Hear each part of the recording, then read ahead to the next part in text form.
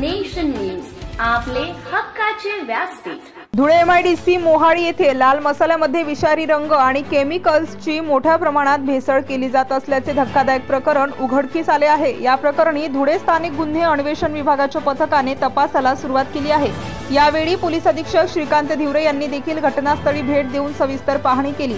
धुळे स्थानिक गुन्हे शाखेच्या पथकाला गुप्त माहिती मिळाली होती की एमआयडीसीतील एका मसाले निर्मितीच्या कंपनीत लाल मसाल्यामध्ये हानिकारक रंग आणि केमिकल्सची भेसळ केली जात आहे। या माहितीच्या आधारे पोलिसांनी कंपनीवर छापा टाकला। छाप्यात पोलिसांना कंपनीतून विषारी रंग आणि केमिकल्स सापडले, तसेच लाल मसाल्याच्या पिशव्यांवरही यावेळी आढळून आले।